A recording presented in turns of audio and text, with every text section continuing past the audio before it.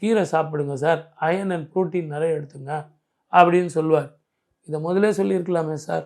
5000 ரூபாய் மிச்சம். ஆமாம் சார், கடனை வாங்கி பண்ணேன் சார். சரி பரவாயில்ல, இப்போ சொன்னீங்களே அப்படின்னு சொல்லிட்டு, ஆகவே நேரத்துக்கு சாப்பிடுங்க, நேரத்துக்கு தூங்குங்க. இதை எல்லாத்தோட கும்பராசி நேயர்களுக்கு நான் ஒரு முக்கியமான ஒரு விஷயம் சொல்லணும்.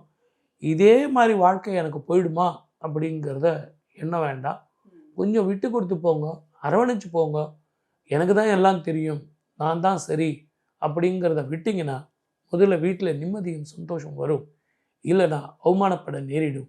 கவனமாக இருக்கு. கண்டிப்பா. இப்போ இந்த சனி பெயர்ச்சி காலங்களில் கும்பராசிக்காரர்கள் எந்த கடவுளை வணங்கலாம்? திருநள்ளாறு அப்படிங்கிற ஸ்தலத்துக்கும் சூரிய வழிபாடும் செஞ்சிங்கன்னா முதல்ல உடல் ஆரோக்கியம், இல்லைன்னா ஆப்ரேஷனோ அல்லது காலில் அடிபடுவதற்கான வாய்ப்புகளோ உண்டு.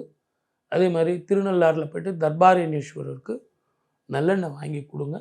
அந்த அந்த எண்ணெயை கர்ப்ப கிரகத்தில் உள்ள தூங்கா விளக்கில் அதை போடும்போது இரவில் ஏகாந்தமாக இருக்கும்பொழுது தர்பாரண்யேஸ்வருக்கு சுகந்தமும் அந்த சாந்தமும் கொடுக்கும் அந்த எண்ணெய். அதனால தான் நான் உங்களுக்கு சொன்னேன், அதை செய்யும்போது பலன் இரட்டிப்பாக இருக்கும்.